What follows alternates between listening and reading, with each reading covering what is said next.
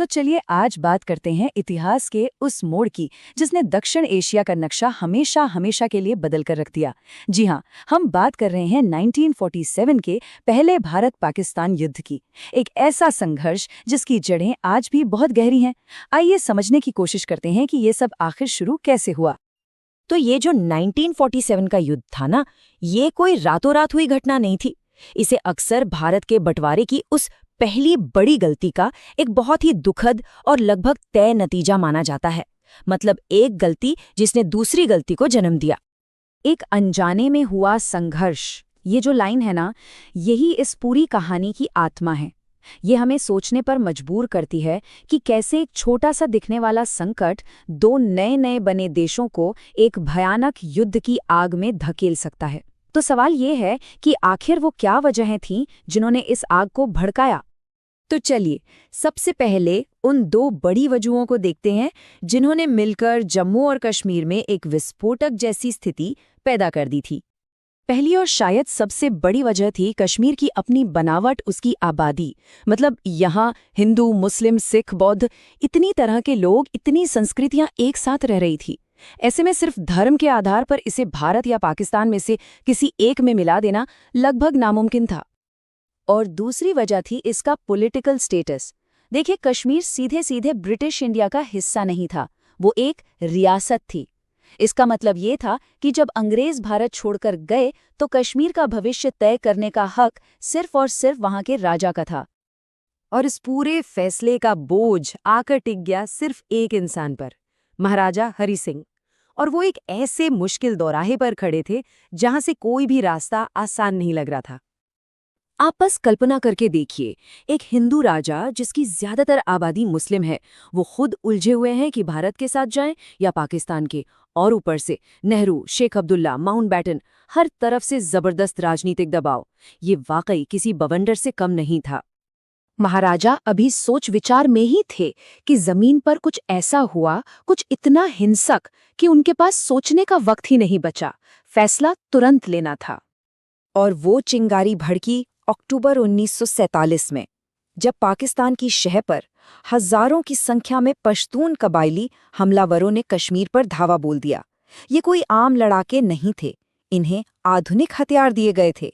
और बस इसी एक घटना ने पूरे इलाके में आग लगा दी। महाराजा की अपनी फौज इस अचानक हुए हमले के सामने बिल्कुल टिक नहीं पाई। हालात इतनी तेजी से बिगड़ी कि कश्मीर के प्रधानमंत्री को भारत को एक घबराहट भरा संदेश भेजना पड़ा। ये संदेश दिखाता है कि वो हार के कितने करीब पहुंच चुके थे। इसके बाद तो जैसे वक्त तेजी से भागने लगा। कुछ ही दिनों के अंदर हमलावर राजधानी श्रीनगर के दरवाजे तक आ पहुंचे। और इसी अफरा तफरी और खौफ के बीच 26 अक्टूबर को महाराजा हरि सिंह ने भारत के साथ उस ऐतिहासिक दस्तावेज पर दस्तखत कर दिए जिसे हम इंस्ट्रूमेंट ऑफ एक्सेशन कहते हैं। बदले में भारत ने फौरन सैन्य मदद भेजी और अगले ही दिन भारतीय सेना श्रीनगर में थी। अब जैसे ही भारतीय सेना कश्मीर की धरती पर उतरी, लड़ाई का पूरा चेहरा ही बदल गया। अब ये सिर्फ कबायलियों का हमला नहीं था, अब ये दो नए नवेले देशों भारत और पाकिस्तान के बीच सीधी जंग बन चुकी थी। और यहीं पर कहानी में एक बहुत ही अजीब मोड़ आता है। ये जंग थी तो भारत और पाकिस्तान के बीच, लेकिन कमाल की बात यह है कि दोनों तरफ की सेनाओं को कमांड कौन कर रहा था? ब्रिटिश अफसर। एक तरह से कह सकते हैं कि ये ब्रिटिश अफसरों की ही आपसी जंग थी, जो भारतीय और पाकिस्तानी जमीन पर भारतीय और पाकिस्तानी सैनिकों के खून से लड़ी जा रही थी। तो जब भारतीय सेना जीत रही थी, हमलावरों को पीछे धकेल रही थी और पाकिस्तान के अंदर उनके ठिकानों पर हमला करने की सोच रही थी, तो फिर अचानक से भारत ने यू टर्न क्यों लिया? क्यों इस मामले को संयुक्त राष्ट्र यानी यूएन में ले जाने का फैसला किया गया? ये एक बहुत बड़ा सवाल है। तो देखिए, इसके पीछे एक नहीं बल्कि 4 बड़ी वजहें थीं। पहला, एक डर था कि ये लड़ाई कहीं और ज्यादा न बढ़ जाए, एक फुल फ्लेज्ड वॉर न बन जाए। दूसरा, भारत हमलावर देश का ठप्पा नहीं लगवाना चाहता था। तीसरा, भारत को अपने कानूनी और नैतिक पक्ष पर पूरा भरोसा था। और चौथा, दुनिया की बड़ी ताकतों का दबाव भी बढ़ता जा रहा था।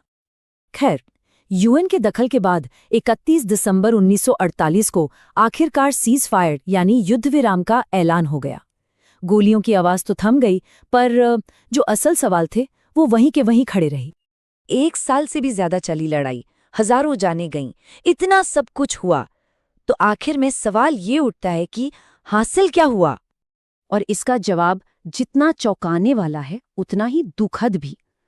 हासिल हुआ कुछ नहीं, लिटरली नथिंग, शून्य। कोई हल तो नहीं निकला। उल्टा इस जंग ने एक ऐसी विरासत छोड़ी जो आज तक हमारा पीछा कर रही है। भारत ने अपना कुछ इलाका खोया, अंतर्राष्ट्रीय मंच पर साख को धक्का लगा और एक ऐसी डिप्लोमेटिक गुत्थी बन गई जो आज तक नहीं सुलझी। सुरक्षा का जो असल मुद्दा था वो जस का तस बना रहा। यूएन ने शांति के लिए एक सीधा साधा 3 स्टेप का प्लान दिया था। Step 1 foreign cease fire, step 2 Pakistan अपनी सारी फौज और कबायलियों को कश्मीर से हटाएगा, और स्टेप 3 जब स्टेप 2 पूरा हो जाएगा तब कश्मीर के लोगों से उनकी राय पूछी जाएगी। ध्यान दीजिए, पूरा प्लान स्टेप 2 पर टिका था। लेकिन वो स्टेप 2 कभी हुआ ही नहीं। पाकिस्तान ने अपनी सेना और लड़ाकों को कभी पूरी तरह से हटाया ही नहीं, और इसी वजह से यूएन का वो पूरा का पूरा रेजोल्यूशन बस कागजों में ही सिमट कर रह गया। तो अगर इस जंग का नतीजा कुछ भी नहीं निकला और यूएन का समाधान कभी लागू ही नहीं हुआ, तो फिर पहले कश्मीर युद्ध ने हमें विरासत में आखिर दिया गया?